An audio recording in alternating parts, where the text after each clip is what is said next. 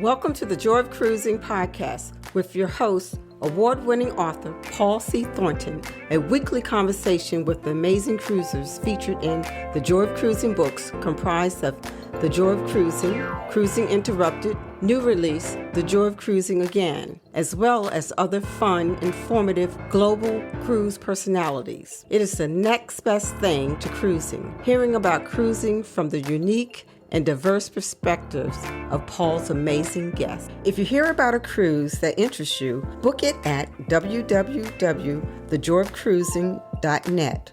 It helps support the channel through our partnership with Where's Walters Travel. We really appreciate your feedback, so leave us a text. Paul can't reply, but he may read your text on air.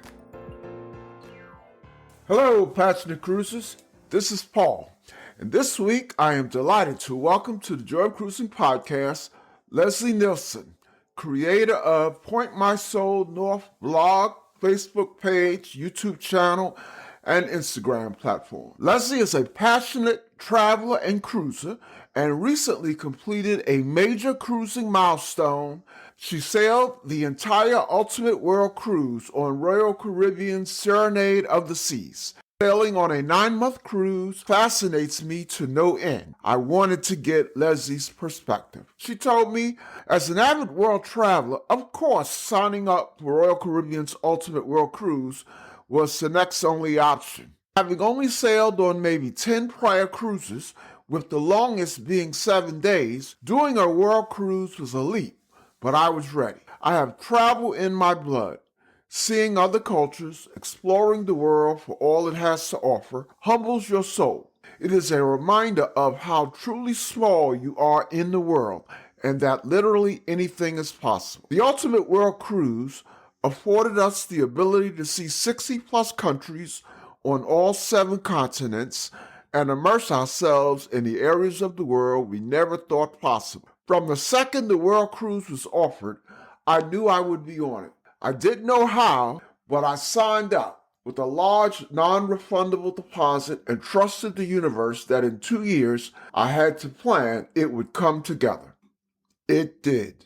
We left December 10th, 2023 and circumnavigated the globe to return just last week on September 10th. Full hearts, pockets full of memories, and experiences that will take a lifetime to process. Welcome, Leslie, to the Joy of Cruising podcast. Thank you. Thanks for having me. Well, the first thing I want to say is welcome home. Yes, what a whirlwind of a journey and a whole different experience being home. Well, first of all, let me just say how you doing, but then talk about being home after what? 10 months on the ocean? It was actually 9. We were 9, okay. Straight up 9 months on Royal Caribbean's World Cruise, and we left December 10th, circumnavigated the globe back to Miami, and got off September 10th. So we've been home for a couple weeks now, and I knew that the transition from seeing the world and being in different ports and doing all of that every day was going to be a difficult transition. But wow, it has been way more than I imagined. It's a lot. I'm just trying to kind of go day by day and, see what the day brings me. But it's definitely a transition. You're the excitement of the cruise ship and all that's going on all day on sea days. And then you're in a port and then all that's going on to see that port. And then you're on a sea day again. And so it's just non-stop. And when I came home, it is not non-stop. So yeah, it's definitely an experience. Now let me ask you this. Is it you find it tough to go out when you got home, or did you find it tough to stay home? It's actually just all tough.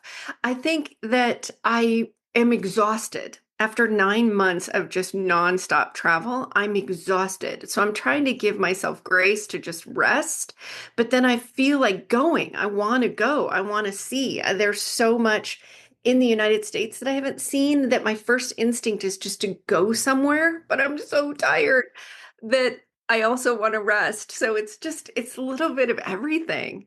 Well, before we talk about the Ultimate World Cruise and your travel and cruising career, which sounds like you've got quite a lot to talk about. But before we discuss those things, tell our listeners about yourself in general, where you're from, growing up, where you live, your family, whatever you're willing to share. Okay, so I actually grew up in Colorado, moved to Arizona in like 1991. I was given a job opportunity and said yes. And the job opportunity said, do you want to, like know anything about Arizona? Do you want to research it? And I said, no, I'm out. I'm going to Arizona. I packed up and left. And I had a great job opportunity. So it was awesome. I love Arizona. Colorado has the seasons and it's beautiful, but I'm just a heat girl, sun girl, love Arizona. I started a business after my son was born. I was in finance and everything banking and mortgage related, and so I branched off and started my own mortgage brokerage in about 97. And that was my career. I ran a mortgage brokerage until 5 months before we left for the World Cruise. I had planned to retire in 2021. And then, of course, the pandemic. And during the pandemic, the mortgage interest rates just plummeted and business was so insane that I kept going and said, I'll stick in there. And it was funny because the World Cruise was released in October of 2021. So the day it was released was the day I booked my cabin, and we had 2 years to leave December 2023. So I figured I would work as long as it was lucrative. And it ended up being lucrative all the way through the beginning of 2023. And so then I started kind of winding down my business. July of 2023, I closed it. And I spent literally those 2 years planning. It is amazing what is involved in being gone for 9 months and being at sea. And so I closed my business. I ran a huge nonprofit in Arizona during that whole time. And so I resigned from the nonprofit in like April of 2023. So I was kind of just winding it all down, which also then, of course, is impactful now because coming home, I don't have my business and I don't have the nonprofit. So it all just kind of is quiet. I have a son who's married, and he's 28. He's amazing. And I have a partner here in Phoenix, and him and I are who went on the cruise together. And life is good. It's a beautiful place to be. Wow, what a story. What a retirement present to yourself. Yes, yes. Well, and that was the thing in 2021. I was thinking, okay, that's going to be the time. That was what I was shooting for. And then business was so great. I booked the World Cruise. I'm like, all right, well, I got 2 years here to really wind it down. And I did that, and it was perfect timing. And Paul, the things that lined up for me because when I booked the cruise in October of 2021, this is going to sound crazy, but I literally had no idea how I was going to do it, right? Because now I run a business. I knew I wanted to retire, but like, am I going to be able to pull that off? How I was going to pay for it? I, of course, had a generic idea of how I was going to pay for it, but I just set my sights and said, okay, this is what I'm going to do. And this is how I want it to happen. And then the things that lined up for me, it could not have fallen into place better for me to literally board that plane on December 8th. Now we're going to talk in detail about the cruise in a minute, but let me just ask you a question about your cruise mates. Did like what you just told me about what led up to the cruise? I just found very interesting, and I'm sure that everyone on the cruise had a similarly interesting story. Did you all share stories about Like, what did you do before the cruise? The kind of story you just shared with the listeners? We'll be right back. The Joy of Cruising podcast guests receive a gift sponsored by GigSky of a 3 gigabyte cruise plus land data package valued at $60. Relying on ship Wi-Fi is slow, unsecure, and sometimes not available. And at foreign ports, travelers don't want to pay their carriers high fees. GigSky provides a solution that will save them a significant amount of money. To get your own data package usable on the ship or in ports, here is my link to GigSky. https://gigsky.pxf.io/NLOXOR. This can be found in the show notes below. For a 10% discount, use the code Joy of Cruising.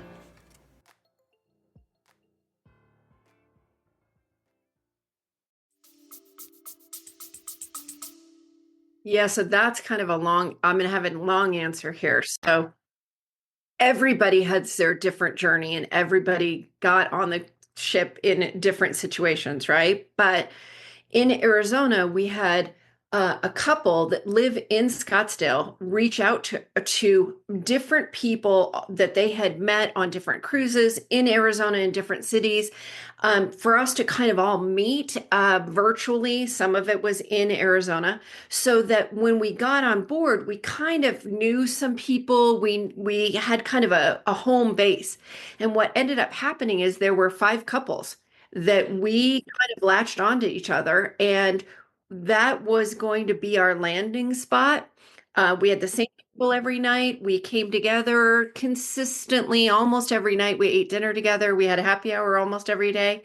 And at first I thought that was weird, but it ended up being really great, because we did have that core of people that we knew getting on. And then we got to know them. They are family now. And there was a lot of other people on the ship that we got to know, but this core of people, we definitely left with an extended family with them. And we now know their stories and their lives and what led them there. The other part of that answer is rewinding to October 2021. There was a Facebook group that was created for the World Cruisers. And so, as you can imagine, you're going on the same trip I am. You want to see the same sites potentially I do.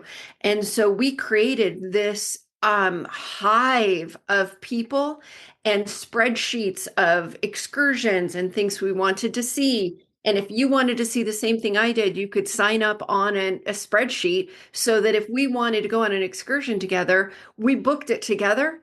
And what would have cost you $500 to do on your own ends up costing $50, because now there's 40 people that want to go on the same excursion. So we ended up knowing a lot of these people before we ever even got on board, because of the communication through social media. Now, I suspect, and I know I'm jumping all over the place, we weren't going to talk about the cruise until, a little bit later, but you kind of got me going here. I suspect that Facebook group, I suspect that for the Ultimate World Cruise, the percentage who were on that Facebook group was a lot higher, because, I don't know, am I right?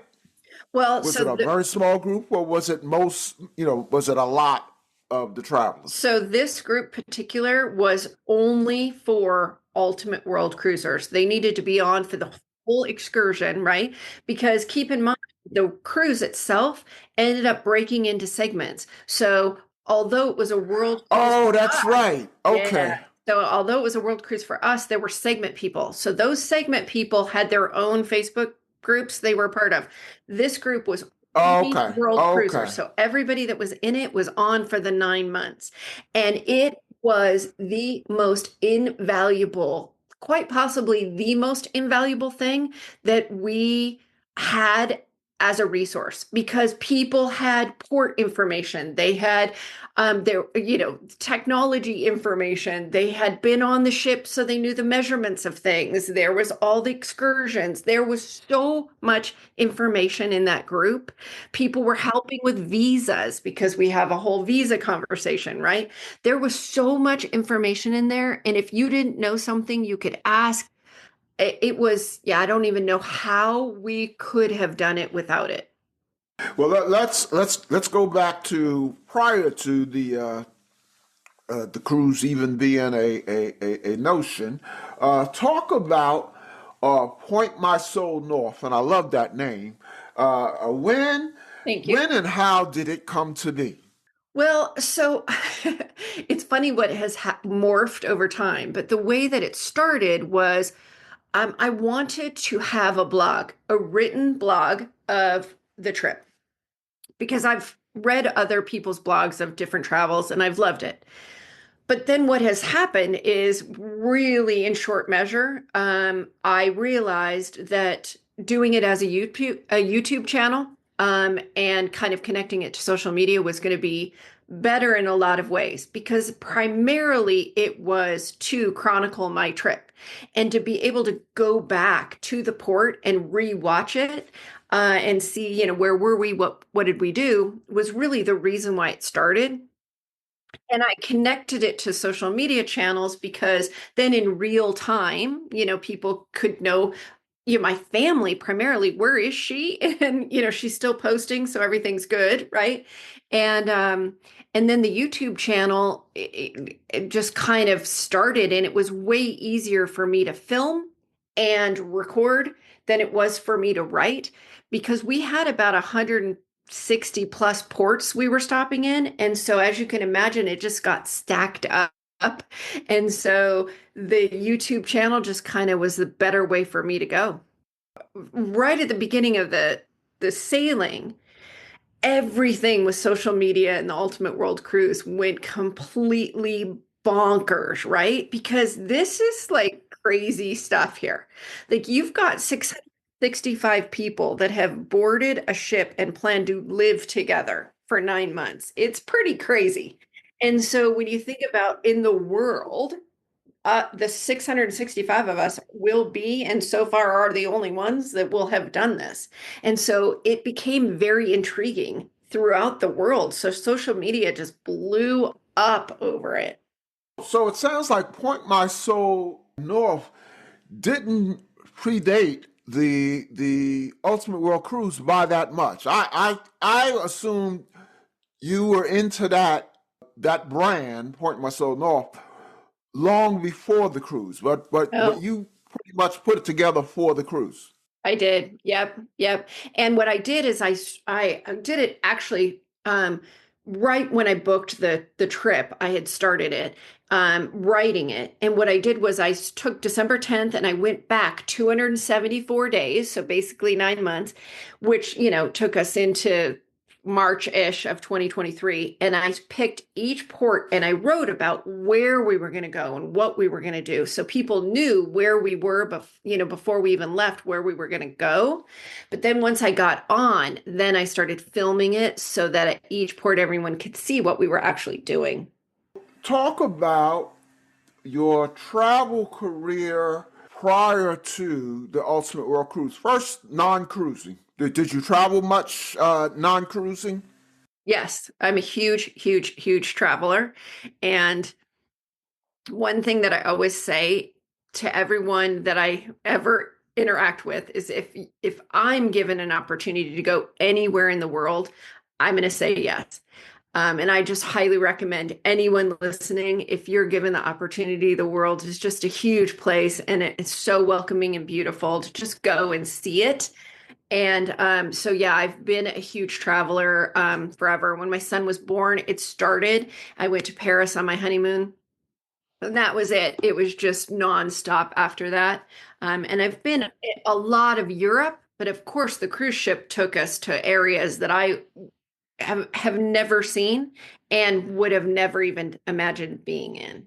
Just returned from Paris a couple of weeks ago. Awesome. Yeah, yeah. It was my first time in Paris. I had been to France, but not to Paris. So, of your non-cruising travel career, is Paris the highlight, the top? What else have you? Oh yeah. Anything approached Paris? Gosh, we went to Oktoberfest in Germany. I went to Portugal with my friend. Yeah, we just London, done London several times. I went to Barcelona for Christmas, which was incredible. Yeah, so So you are a confirmed world traveler oh, for sure. before cruising even. Yes. So talk about your cruising career. When and what ship was your first cruise? So this is a funny story too. So two things with that. Before I booked the world cruise, the longest cruise I had ever been on, I think was probably maybe 10 days. So nothing like leaping from going from the longest cruise of 10 days to booking one that's 9 months. But it was a leap of faith. The first cruise I was on, I know it was a Royal Caribbean cruise. I don't know what ship it was because I was 17. So my parents, we did like a family trip and cruising back then, I was thinking about this, and cruising back then was very different. And funny story with that, I'm a 17-year-old girl on a cruise ship, and back then, like the crew and the passengers, like it was just one big family. And so at one point, one of the people from the dining room, one of the dining room staff, asked my dad if he could take me off the ship to explore one of the ports. And my dad was right away like, sure. And I'm like, no, going anywhere person, right? I ended up meeting one of the entertainers, and yeah, it was a completely different experience because now, of course, the crew and the passengers don't intermingle in that way. And so, but what Right. an experience. Um, it definitely, the whole lobster thing was different now. Now you get one lobster, you can't get multiple lobsters, right, without paying for them. Then we could order lobster after lobster. So funny memory, my dad and I just ordered, we must have had 10 lobsters, just continuing to order them. And we just had a beautiful trip. Definitely loved cruising. And but then after that, I maybe did, I don't know, maybe 10 in my lifetime. It was a fun way to travel. But being on the West Coast, it's a journey to get to California or to get to Miami, right? We're not right on the water. And so it wasn't like the go-to vacation, but I had cruised enough to know that I liked it. Was that first cruise with your family? Uh, did it have a lasting impression on you, or it's just something to do? You didn't get hooked right away? No, I think, just being 17, you're so self-absorbed and, I just was having a good time. I know I liked it, but it wasn't like, oh my gosh, I'm going to cruise forever. Because like I said, thinking about vacations and going to different places, cruising wasn't my very first. The other thing is that I traveled a lot with people that weren't my husband or, and cruising, you have to have double occupancy for the most part. So it's not right. And so, going with my girlfriends or whatever, just cruising wasn't the very first thing that came to mind. But yeah, after the world cruise, I have a different opinion. But for sure, then, I mean, it's just kind of, cool, different way to go on vacation. Was the world cruise your first cruise after the pandemic? Yes. So let's talk specifically now about the world cruise. You knew you were going to do it. You booked it as soon as it was announced. All of the cruises you had done prior to that were short, short, relatively speaking. What was your motivation to go? Why was your motivation so strong to go on the world cruise? I mean, you say you booked it as soon as it came out. You didn't quite know how you were going to pay for it. You had an idea, it sounds like, but you seem super souped up to go. Yes. Why? So like I said, I'm a traveler. I want to see everything and everywhere. And so we had talked about doing a world cruise so many times, kind of just a dream and a conversation, Um, but really the only way we kind of had thought about it was buying one of the actual cabins on the world ship, right? Which was not in the cards. And so it was just a dream. And seeing the world and traveling, I mean, it just is in my blood. It's what makes me breathe. I just, it's such a humbling experience, and I just love doing it. And so I knew I follow someone on social media that tracks a lot of just travel opportunities, and he was promoting it, and I thought, oh my gosh, like if that actually happens, I am going to be on that ship. And so when they got closer and said the release date was in October, I knew I was going to be there. And it's just travel. It's being able to see the world in a way that, think about it, if I were going to fly from Arizona to, even 20 of these locations, the amount of money and time I would spend doing that. This affords your travel, the food, your hotel, the transportation, all of it. And you can go to see areas that you wouldn't see otherwise. And it was an absolute, I didn't even think 2 seconds about it. Book it. And when I booked it, you had to pay for a non-refundable, very large deposit.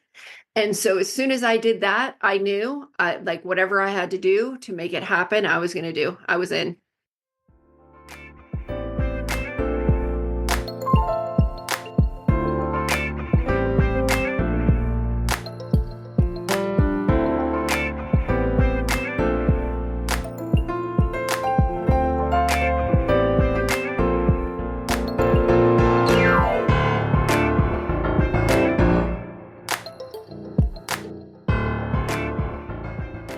Non-refundable. Yeah. That's just hearing that as a cruise. Yeah, well, you can imagine. I mean, it's not a cheap little journey, right? And so, and I think part of Royal Caribbean's motivation was this is dead center pandemic time, right? The cruise industry just got slaughtered with travel, right? So for them, it's a great opportunity to kind of spark the excitement, get everybody thinking about traveling again, and infuse a significant amount of money during a time where nothing is happening. And so that the non-refundable deposit, I totally understand, but given the circumstances, I needed to be all in because I was going. Right? Once you're putting that deposit down, you're going. I think you said you did. I was going to ask you how much research did you do on the destinations, and you started writing about those on Point My Soul North so you did a fair amount of research. Yes, and one of the things that was in the Facebook group was an Excel spreadsheet of every single port stop, and then columns for weather when we arrive, right? What there is to do, whether a visa was required. Like I had a whole spreadsheet of all the information for every port, and I looked at that thing every single day when we were gone. And I chose a port, backed it up from December right into Marchish of 2023, and started researching every single port because I wanted to get an idea of, is this an area that we can go to on our own? Can we walk? Are there Ubers? Are there travel concerns? Should we, be on an excursion? What is to see in the area? I wanted to make sure we had a couple restaurants so we weren't searching for places to eat. Just what all is involved and how many excursions are we going to need to book, right? Is this an area we want an excursion in? And then, of course, the Facebook group was super helpful because now people are saying, oh, I'm going to do this here, or I'm not going to do this here because it's too far to get where we need to go and get back to the ship on time. And so, yeah, I started researching every single port, adding all those notes to the Excel spreadsheet. And that also was invaluable while I was gone.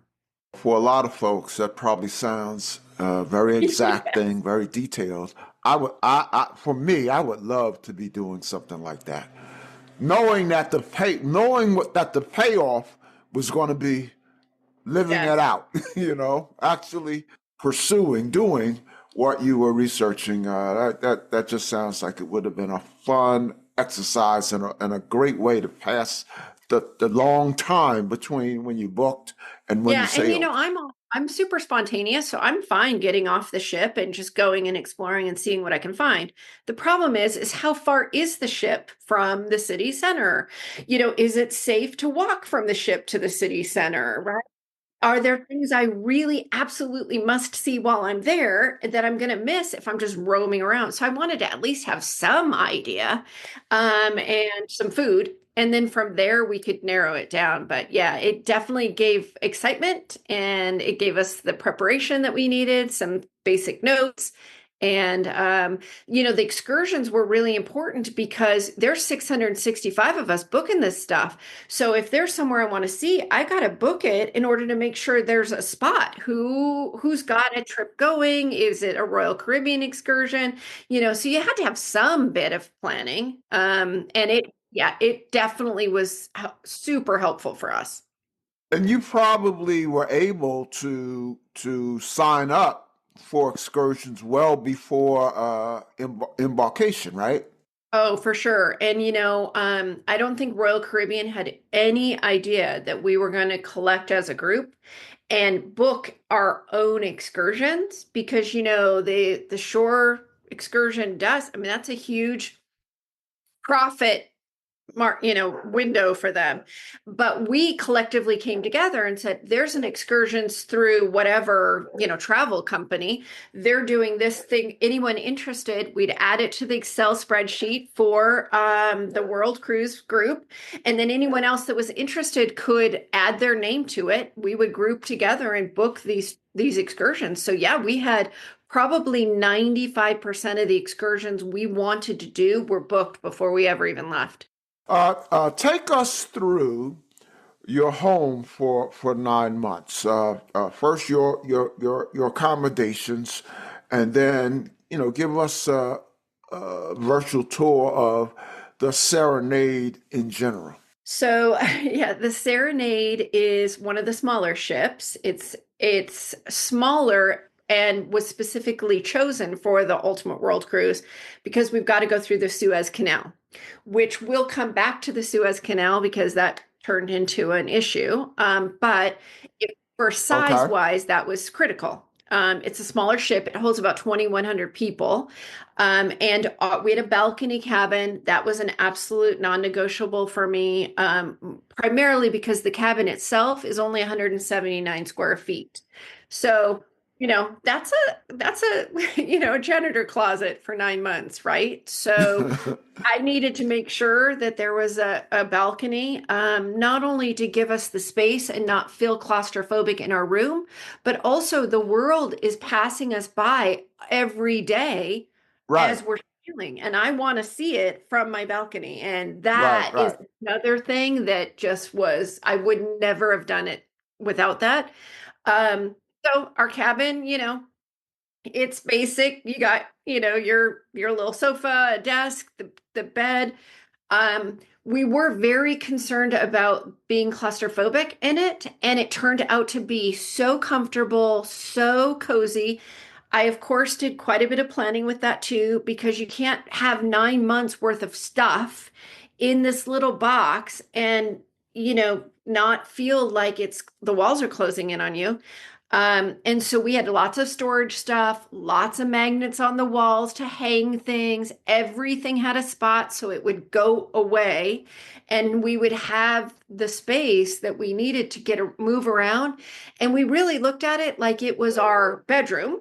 And then everything else on the ship was the living room and the kitchen and the dining room, right?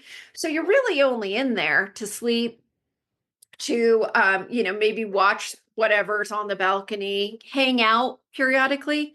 But we were super comfortable, did not feel overwhelmed in there at all, and loved it. Watch TV and movies. Did you do much of that? Yeah, not a lot of that because there was so much going on the ship and different activities on the ship. But Royal Caribbean was great too because they did a lot to accommodate us. They raised the beds so we could put our luggage underneath our beds. You didn't have to do that. They didn't restrict the amount of luggage we brought at all. So you could bring as much as you wanted, but whatever didn't fit in your room, you had to surrender, and they would put it in the hull to return it to you at the end. But for us, we just put it all under our bed. We had streaming access. They gave us all the cabling to stream on our TVs. So if we did want to watch movies, we could watch movies. And they upgraded the refrigerators so that we would have fridges in our rooms. They did it quite a bit to make our rooms really comfortable. And yeah, we loved it. We loved our cabin. Talk about you've already alluded to this a little bit via the Facebook group and all that, but talk about your relationship with your fellow passengers once you were on board. So before we left, I was super concerned that, this is close quarters, and this is, you're going to be passing, you're going to see the same people in the morning or the same people in the dining room. And, if there's issues or anybody's just, not my people, like, it's just going to be weird. And like, am I going to have to block myself as I walk down the hallway because I don't like someone or somebody doesn't like me, right? But it ended up being everybody just kind of found their people, and they found their space, and they did their thing. And, there were issues, but nothing that was really anything that was, to write home about. And we met so many people from all over the world. The ship left from Miami, but there were people from Australia that flew in to leave. There were people from India. I mean, it was, and, just a whole group of people that have a similar mission, but have a different story and a different journey. It was, yeah, like I said, we left with family for sure. I know that, there were people who got on and got off, but of the core group, say something about the age distribution. So I would say probably the bulk of the ship at any given time was probably 50 to 65-ish, maybe in that range group. There surprisingly, there were quite a few younger, like 20 somethings. And interesting with that, the ship had Starlink, Elon Musk's Starlink internet access on the ship. And let me tell you, that internet service was 100% impeccable. We never had an issue with it, not one single day. So you can imagine a younger set of cruisers, there were quite a few people that were working, and they were able to work and function because the internet was so stable. There were conference calls, and they were full-blown working while they were on board. And so that kind of changes the game. But for the most part, I would say probably 90% of the group was 50 to 65. There's a fair amount of people who were maybe not working for an employer, but working in terms of social media. I know that the ship drew a lot of attention from the non-cruising world, a fascination about this, almost like it was some grand social experiment. And I did interview at least one. Well, I say at least. I interviewed one of the more prominent. What's the right word? I'll just say social media stars. Brandy Lake, and I mean, she was telling me what program she was on. She was on the New York Times. BBC. I don't want to get anything wrong. Good Morning. People can go back and listen to it. Yes. Yeah, it was crazy. Everybody, everywhere, every news, every TV, everything on social media, and I understand it because it was a social experiment. It's a great way to describe it. You're taking 665 strangers. I mean, we were all strangers to each other, putting us together, and not for 9 days or 9 weeks. I mean, this is 9 months, and we're not just going to Italy, the country. We're on a captive cruise ship together for 9 months. Yeah, I understand it. If I wasn't on it, I would want to follow every single person too. Because keep in mind, too, right? We stop at a port. You're in, Paris just like I am, but your experience in that city is radically different than mine.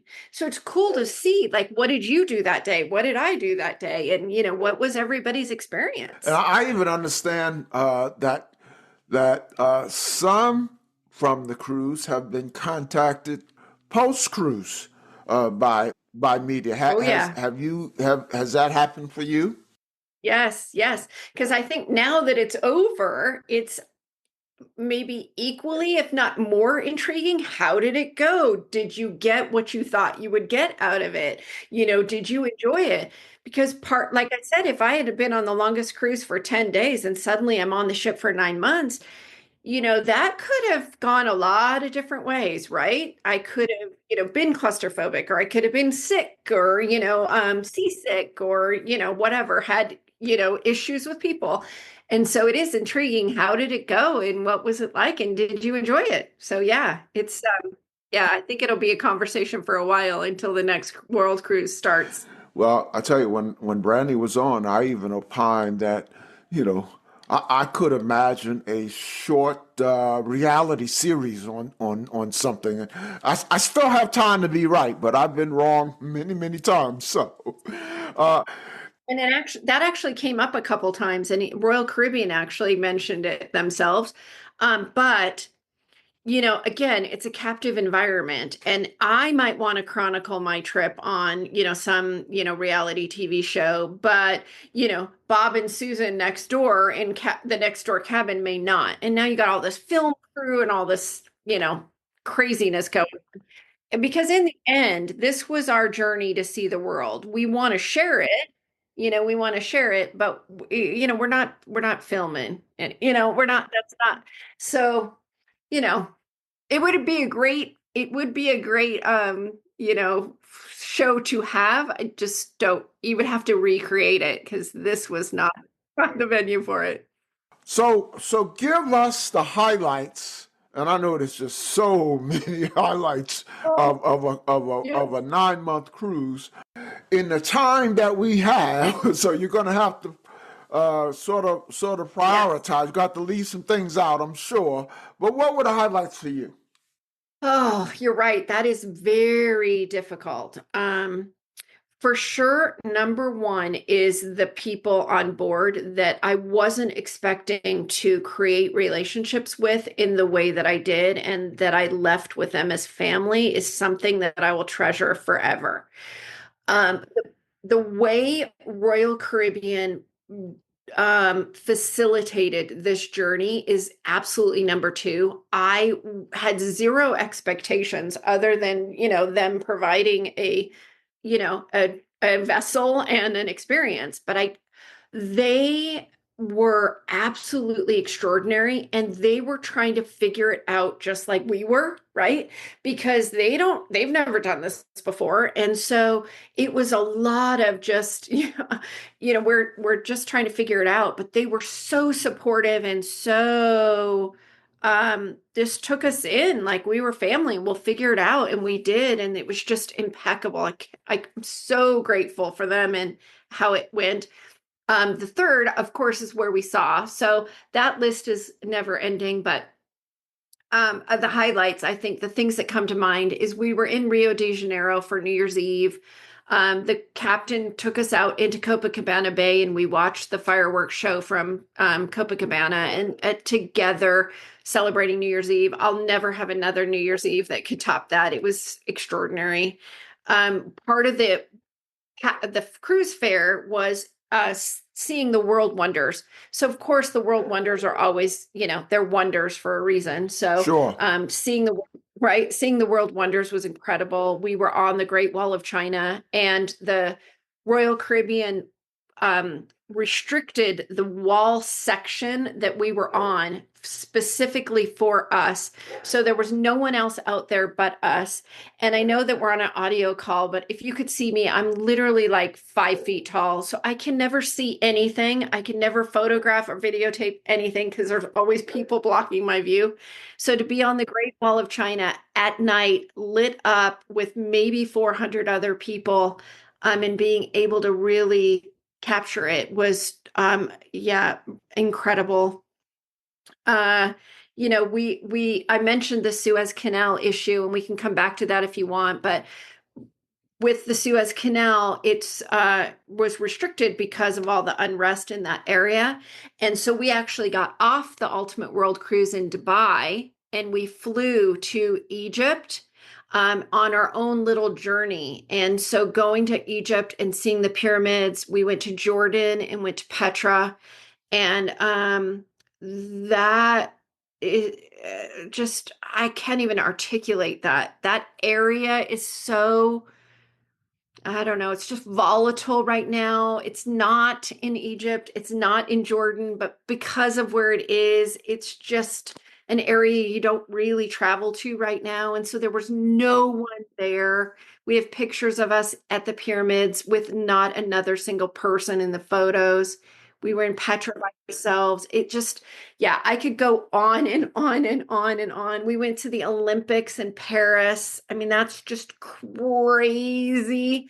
And everyone said, don't go to Paris, don't go to the Olympics. It's going to be crazy. And I think because everyone said that, no one was there. And so that was just an incredible experience.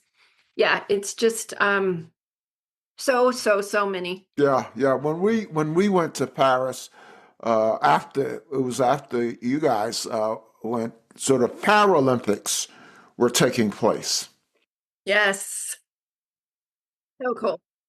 Now here's a frivolous question, I know, but I always ask it to, I get some people on the podcast who are really confirmed world travelers. Well, now you are by default. You've been on the Ultimate World Cruise. So I always ask world travelers, what's the most exotic dish that they tried in their travels? Did you try anything that you never had before? A local delicacy? Yeah, so I'm a vegetarian, so that kind of limits, or I guess pescatarian because I eat fish. So that kind of limits like how exotic I get. But Okay, so no kangaroo for you. no, and we loved Japan, and I know sushi in Japan, it just goes hand in hand, and sushi isn't exotic, but I was willing to try any fish from a sushi level. And so trying sushi all over Japan was amazing. Side note with that, Royal Caribbean did a lot to bring in each country onto the ship. So we had different dishes on board that were very authentic to the areas that we were in. They had sommeliers from the different countries. So we were able to try a lot of different food on board too. So I've tried every fish I think that swims in the ocean, or feels like it at least, because I eat a lot of fish. Well, I had another person on from the Ultimate World Cruise. I don't know if you got to meet Todd. Todd Truax. Mm-hmm. Okay. Yes. So I actually knew Todd in Florida, and then by happenstance, I just saw on Facebook he was on the World Cruise, and so I invited him on the show. So he didn't, but he told me about someone who ate pufferfish. And I understand pufferfish is the fish where, it can kill you. Yeah. Wow. Yeah. I wonder do you remember where that was? In Japan. Oh, okay. Yeah. Japan was crazy because they had these vending machines on the street. And, they would have all different things in them. But there was fish in these vending machines. There were chickens in these vending machines. The crazy fish to take home to cook, or fish to eat? Fish to eat. It was like already prepped, but like Oh, okay. Imagine you're buying it out of a street vending machine. Uh, right. But you would just put your credit card in and it would send it out like you would get a can of soda. It was sending out a piece of fish or a chicken. Just crazy. Now that you've been home for a few weeks, is anything you miss greatly about the ship? Yes, everything. Every single Every- thing. Yeah. well, Yeah. that covers a lot. Yep. Say Yeah, some more. I know. So I've been really kind of struggling with it. Like, what is it? What's there for me? Like, what is, what did I miss, or why do I miss it so much? Or I don't know if it's just we have a collective experience, all of us together. Like I said, trying to kind of figure it out as we go. It was such a journey together, meeting people I didn't know and becoming very close to them. Seeing the world the way I want to. It's just such a dream. I think it's just all encapsulated together, and I just didn't want it to end. I have so many videos where I was like, okay, now we're at 60 days, now we're at 100 days, now we're at 150, now we're at the halfway point. And watching those videos, even then I was like, oh, it's like 100 days, but that still means we have 174, but I just don't want it to end. And I just didn't want it to end. And I loved every single second of it. We did not have any bad moments or things where I was like, oh, get me off the ship, or I don't want to be here, or, it's gone too long. And, I have a different opinion than some. And so I understand that. But for me, I wanted to hide out in a closet and hope they didn't find me and go on the next journey. Or, yeah, I loved every single second. You just kind of piqued my curiosity because you said perhaps there are some who didn't have as positive a response to the cruise as you. I mean, without naming it, of course, without naming it. What issues might you be alluding to? Well, so it wasn't that. It was more so just for me wanting to stay and having it never end. There were a lot that were, once we started kind of getting into Europe, and I think Europe is so accessible that it's maybe not as exotic, we'd kind of crossed the 6 month point. You could start to feel people starting to fade, and they were ready. They were just done, and they were good, wanting to go home, or saying they were ready to go home. And for me, I wasn't ready. I'm still not ready. Been back for 2 weeks. So I don't think it was a bad experience that way. I think it's just the length of it. It was just a long Okay. time, and I think a lot of people just it was starting to weigh on them. To your knowledge, were there any of the all the way through folks, the full voyage folks who, for medical reasons or home reasons, for whatever reason, is there anyone who didn't go all the way through, even though they had planned to? Yes. Yeah. Really? Yeah. And we're not sure how many, but we were kind of trying to kind of guess that there was probably about 15, 18 for different reasons that didn't. And so, yeah, who we started with isn't who we ended with, but the bulk of us did. And so, yeah. I wonder, will something like that be in my future? Before I interviewed folks who were on the Ultimate World Cruise, I did interview someone who was on a cruise not nearly as long, although it was much longer than your normal cruise, but it was a 73-day Africa cruise. And it just sounded amazing. But, as I was telling her, and I'll say it to you now, I could do it. But my wife, no way. We went. Yeah, and we've heard Yeah. that a lot. We've heard that a lot, and that's a challenge. Yeah, we went on our first transatlantic cruise earlier this year, and it was only 16 days. So it wasn't the length of the cruise that gave her a problem. It started with 8 sea days.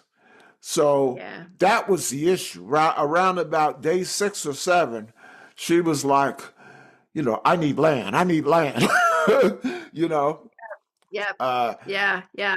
so, but Yeah. I've heard of people who've been on much longer cruises, 40, 50, 60 days, and they didn't have, you know, they didn't have as many as 8 straight sea days. It would be maybe 6, something like Yeah, that. and that's the thing. When you don't do the transatlantic, or you're not, like, Africa's difficult because you're going to do a significant amount of sea days to get from one port to the next, right? Right, right. Like going down through South America, coming back up South America, we had a stretch where it was about 9 days of sea days. And so yeah, there's so much going on. For me, we started to feel it towards the end, like I just want my feet on land. But it wasn't as much. But once you get into Europe and all that, I mean, we had stretches of 18, 19 days where every day we were in a different port. Wow. So, I think you have to be strategic about where you went to kind of avoid tons of those sea days. But yeah. On those days when you had, those periods when the cruise was very, very port intensive, were there ports that people just didn't get off? Yeah, and I think that's a personal journey too, especially in Europe, because a lot of these ports and a lot of these people are world travelers, right? So they may have already done Italy. And, like for us, for example, when we got off and flew to Egypt and Jordan, we went from Jordan to Italy and we flew to Rome. And then we did everything from Rome all the way up to Milan. And so we had done a lot of Italy. Now the cruise ship comes and picks us up again and is, we're now doing the rest of the cruise. And one of the stops was Rome and Florence. Well, we had already done Rome Oh, okay. on our own Okay. journey. So we ended up staying on board. And that actually proved to be really good for me because I wanted to film the ship. And so when they were in Rome, 90% of the ship was empty. So I was able to film it and not get people in the photos. And being on board without all the people is a whole different experience too. So yeah, there were a lot of ports where people, had already been or, whatever. And so they didn't. The other thing is that a lot of people were very strategic about, okay, we come in at this port and then we have this port, this port, this port. Well, I'm going to actually get off in Rome, for example, and I'm going to do my own journey. And then I'm going to re-meet the ship when it docks again in whatever port further up in Italy. So they would go inland and do their own journey and then reboard the ship at a different port. So you could really curate the trip the way that you wanted it and see it the way you wanted to. Yeah, that's a great way that you put it. You could curate your own cruise within a cruise. Yes. Yes. Well, let's talk about the future. Do you have anything booked? So we have the reunion cruise booked. So Royal Caribbean announced the reunion cruise. It's in September 2025 from Alaska. And there's actually Alaska and then San Diego to Miami. And so we're going to do that whole Alaska, San Diego to Miami. And our group of friends from the Ultimate World Cruise are also booked. And then, of course, I think the majority of everybody else booked it. So we're definitely doing that. So is it called the reunion cruise, or that's just something? Well, it is for us, but it's an Alaska cruise for Royal. Okay. Yeah. But they're calling it the reunion cruise. So they have plans to do reunion stuff, but it's an open ship for Alaska. Wow, that you got the wheels turning now, because I've been to Alaska once and I loved it. We don't typically go back to a destination again on purpose, Yeah. and but Yeah. we know, even though we checked that one off the bucket list, we know we want to go back to Alaska, and Yeah. wow, wouldn't it be nice? Again, these are my wheels turning, and I'm just thinking out loud. Wouldn't it be nice to go on that cruise and do a podcast with Yeah. generic, all of you guys, get you guys Yeah. together in a Yeah. room and just go around it. Oh, that Yes. would something to think about, Yeah. Leslie. Yeah. I don't know. Yeah, that's because I could imagine Brandy and Todd for sure are booked, and I would imagine the bulk of everyone who could is probably booked on that. So we're excited about that. And then I think we're going to try to go to Scotland in maybe June, July-ish. There's several parts of the world obviously that we haven't seen. So in Scotland, so that'd be exciting. wow. So now to Scotland, you say you're not that's separate from the cruise. That's you personally, or the cruise. Yes, Okay, yes, okay. yes, Is that yes. going to be Yeah, no, that's just a trip that's that we going to be a land have trip? planned. That's a land trip. Okay. So one thing that we learned in cruising and doing this world cruise is it like in the perfect world, it would be great to have a world cruise, but that was very strategic about the ports and overnight stays in the strategic stops like Tokyo or Singapore or whatever. Because coming in at 8 o'clock and leaving at 5 was very restrictive on what we could see and the experience that we had. And so trying to have a cruise where you had land and cruising as part of the whole bigger picture would be perfect. And so being able to, really get your feet on land and go explore and have the time to do that, that's Scotland. Now, having been on the world cruise, you probably, for me personally, what I know is on my travel bucket list. I would have checked off about 10 things going on the Ultimate World Cruise. So, do you even have a bucket list? I do. I have a pretty long bucket list. I had a 50 before 50 list, and I turned 50, and I was trying to check off all of those things, which I did a huge chunk of those. And then I started a 60 before 60 list, which has a boatload more than 60 things on it. And I've been able to check off a lot of those too. Some of the things on my list I could have done on the world cruise, but you kind of have to pick and choose because there's so much to do and see. And so there's some of those that are still left, but yeah, I have a huge bucket list. So give the listeners a couple of highlights of things remaining on your bucket list. So the Seychelles for sure is on my bucket list. And then a lot of remote areas, Tibet and that kind of thing. Thailand, interesting. We were right near Thailand, but the world cruise didn't stop in Thailand. And I would love to spend an extended amount of time in Thailand.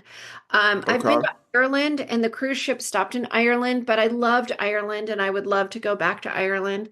And then Scotland. Yeah. And gosh, anywhere I haven't been. Basically, anywhere and everywhere I haven't already been. I would love to go to Africa, and I think Brandy has intentions of doing Africa excursions. And so I keep watching her social media to see if she has a trip planned because I will go with her anywhere. And if she Now, Africa, I'd go.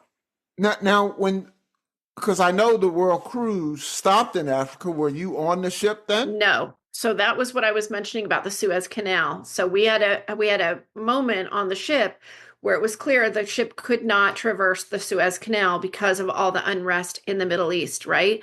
So Royal Caribbean brought all the world cruisers together and said, okay, what are we going to do? Here's the idea. We either scoot around Africa super, super fast, stop in a couple ports, but get our way back to Egypt, or we do immersive Africa and hit a whole bunch of ports, but then miss Egypt and some of the Mediterranean. And so they put it to vote, and the majority on the ship voted for immersive Africa.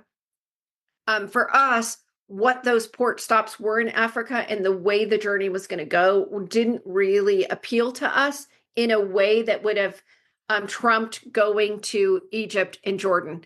And so for us, missing the pyramids and missing Jordan was a non-negotiable. So that's when basically Africa started in Dubai. We got off in Dubai and flew to Egypt. The cruise ship went around Africa, did the Africa immersion, and then ended up in Ravenna, Italy. We ended up in Ravenna, Italy. We reboarded in Ravenna. Okay. We were off the ship for 43 days. Well, Brandy and her sister Shannon are going to be on the show again. Yes. Brandy's been on before. but they're going to be on again in December. So I'll Oh, have to awesome. I'll tell her listen. that you kind of speak highly of her.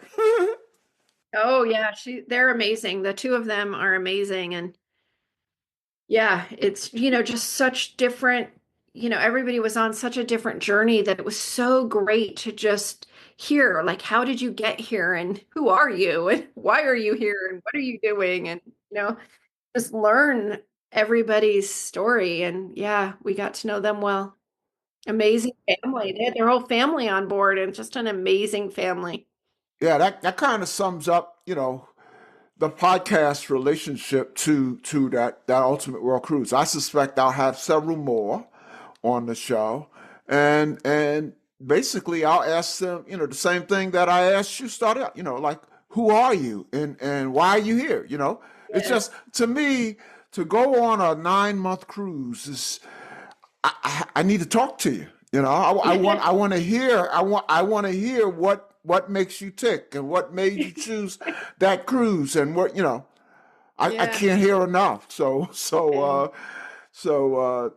I suspect I will have several more guests Yes. who have been on the World Cruise. What does the future hold for Point My Soul North, Leslie? Well, so the YouTube channel started late, the video of it, right? Because I was doing the written blog. And I'm so far behind because we were actually seeing the world this whole time. And so it's going to probably take me all of 2025 to get all of what we did chronicled and videotaped to be part of that. And then since travel is just so much of who I am, it'll just be the next journey. And where else are we going? It's funny being gone, and I don't know if you've experienced this traveling, but being gone has definitely made me very mindful of the United States. And like we don't have to go, to these remote places in the world to see amazing things. We've got a lot of amazing things here too. And I haven't seen a lot of the United States. So I definitely want to do that too. And so it'll just, Yeah. what I see and where I go and just continuing it on. It's just the journey. It's that's an interesting point you raise. One question I typically ask guests is what? How did you spend the pandemic? And I always assume that most passionate travelers, passionate cruisers, spent the lockdown the same way I spent it, which was climbing the walls. Right. But I have learned of a lot of people who rediscovered, or discovered the United States. Yes. And I've heard, I've added some things to my bucket list that are in the States. I mean, one couple that I interviewed, they did a train journey from coast to coast. Yeah, how cool is Which I that? didn't, I've never heard of, but they did. Yeah. And it wasn't like linear. It wasn't, they didn't necessarily go straight from here to California. I mean, they saw the country Yeah. totally by train Yeah. So because, cool. trains didn't stop during the shutdown. Right. So, Right. so yeah, Yeah. yep. Before we let you go, Leslie, a couple of light questions, even fun questions, cruise questions, and then perhaps a fun, I call it an oddball question. It's not really oddball question, but it just doesn't necessarily relate to cruising Okay. and traveling. So the first question is pretty easy. I call this a softball, but it helps me a lot, and I've gotten some great suggestions as a result of this question. So what's your favorite cruise drink and cruise food? So cruise drink. I have two. I am a huge Moscow Mule girl. And when we were in Chile, I found a guy, just a artesian on the street, who actually made me a handmade copper mug. And so I would carry that mug all over the cruise ship, and they would make me Moscow mules on board. And then I would just pour it into my copper mug. And that was that will be a special memory forever. And then we were in Spain, and in one of the ports in Spain, the bar made a combination of lemonade and red wine. And it kind of makes this like, can't remember what it's called, like Trentino or something like that.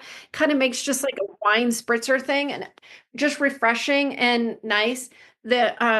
The staff and the crew on board were amazing. So when you would walk into a restaurant or a bar or whatever, they would have a drink waiting for you. They knew what you wanted, what you liked, and they would just have it waiting for you. Many times I would be walking and you would just see an arm sticking out and there would be my drink, and I would just walk by and grab it. Yeah, they're amazing. So I'm not a huge alcohol person, but we tried wine from all over the world. So long answer to a short question, but yeah. And they had on the Ultimate World Cruise, they had drink package, a normal options of drink packages and things like that, right? Well, if you booked the Ultimate World Cruise, the full trip included the drink package. Oh, that's nice. It was already part of the fare. Yeah. So, yeah. And, the cost of the drink, and pretty much anything less than $14 was included in the drink package. And then you could just pay the difference if it was more than that. But, for the cost of the drink package, it's well worth getting, in my opinion, on a normal cruise. Now, also, I want to know your food, your cruise food item. But before you answer that, did they have specialty restaurants on Serenade, and did you take advantage of them? Yes. So it was just nice to kind of switch things up, and so there was Giovanni's Italian food, Chops was the kind of the steakhouse, and then Izumi is the sushi. All incredible restaurants. We ate there, periodically. They have Chef's Table too, which was an experience. So we were the very first group in the Chef's Table, and then we were the very last group in the Chef's Table. So that was really cool. We got to know all of them. But also all the specialty restaurants were discounted for the World Cruisers. So it was 50% off what the normal rate would be. And so it was very reasonable to eat in those restaurants. And so, so they were cool. And as far as food, the food was incredible everywhere. I had great food, but the thing that comes to mind with food might not be what you're expecting for an answer. But we, of course, celebrated everybody's birthday on board. And so when we were talking about birthdays, we were preparing for mine in March. So the head waiter asked, "When is your birthday?" And I said, "March." And he said, "Well, what day?" And I said, "It's March. Like, I celebrate the whole month. I always my birthday is March." And so he totally took that to heart. And every single day in March, they celebrated my birthday. So I got a cake every day. They sang to me every day. So next time you talk to Brandy, you'll have to ask her, because at one point they said, "What is going on over here? Like, what is going on?" Because you guys are singing every single night. Their table was right behind you. And so it was just a special memory, and celebrating my birthday in the month and then having them do it that way. It was just cool. So birthday celebration is your answer for cruise food. Yes, I know. So, I eat fish. So we had fish from all over the world. So that was cool. And even another funny story about the food is in the Windjammer, there's so many different types of food. They would try to bring in the cultures from whatever port we were in. So that was cool to just try different things, lots of different desserts. Cool stuff. Now let me jump in for the listeners, just in case you haven't been on Royal Caribbean. Windjammer is the buffet. It is. Yes. And so there's a lot of different types of food, and you can get everything just from a burger and fries to, like cut prime rib and everything in between. So there's always different stuff. They tried to make a live station every day, so you could actually, make stir fry or whatever, and they would put it all together, or salads, they would put it all together for you. And so those were cool. But the funny story is, at one point they brought on individual packages of Lay's potato chips. And Paul, you would think they were giving away free $100 bills. People were hoarding potato chips, but it was like a little taste of home that was so special that we were all so Uh-huh. excited when the potato chips came out. And so they kept bringing on more and more and more potato chips. So, silly stories, but just fun ones. What's your and it doesn't have to be on this cruise necessarily, but what's your most memorable, funniest, or even most embarrassing cruise or port experience? Um, yeah, there's a lot of those. But the first one that comes to mind, I'm going to try to articulate this without video, but where our cabin was, when we looked to the right, we could see Right? the bridge, right? Where the captain was on the bridge, and our cabin on port side. And so the bridge kind of stuck out like, I don't know, 8 feet, right? So they could see down in the water. So when the captain or his staff would stand out on that extended part, we could see them from our balcony, right? So we're in Norway, and Roy, my partner, met his family who he had never met in Norway. Oh, And wow. so yeah, so it was really cool. So they took us back to the port to leave. So they were on the dock waving goodbye to us. So we're waving goodbye to them. They're waving, waving, waving. And they did not want to leave. His family didn't want us to leave. And so they're on the port and they're going to watch us until they can't see the ship anymore. So we're waving, waving, waving. They're waving at us. And the captain is in the bridge and he sees us waving and he thinks we're waving at him. And so he kind of looks and he's like, okay. And he waves back. And we're trying to tell him, no, we're not waving at you. We're waving at them, but he's not understanding. So then they go back and they're, in a different part of the bridge. And we're still waving at Roy's family. So then him and his first mate or whatever come back over to the bridge part and they see us waving again. And so they're like, okay already. And so they're really waving like we can't see them or something. It was just the whole thing. And I was so embarrassed afterwards. I thought, gosh, he must think like, how lame are they that they just want to be so acknowledged, right? And it didn't have anything to do with him. It was just funny. But we were able to wave to Roy's family the whole way out of Oslo when we were there. So that was a special stop and a special experience and a funny one with the captain. Wow, very special. The last light question, and this is what I call the oddball question. So I know that Point My Soul North has a lot of fans, and you have a lot of friends. So welcome to the Leslie fans and friends joining us today. We hope you have enjoyed this episode of the Joy Cruising Podcast, and we'll come back to listen to more. So Leslie, share one thing that my listeners and your friends and fans don't know about Leslie. Oh, jeez. I've been so transparent on social media, probably way too much. I've met so many people all over the world who are so intrigued with this ship. So, gosh, what they don't know. I'm so on the spot. I don't even know.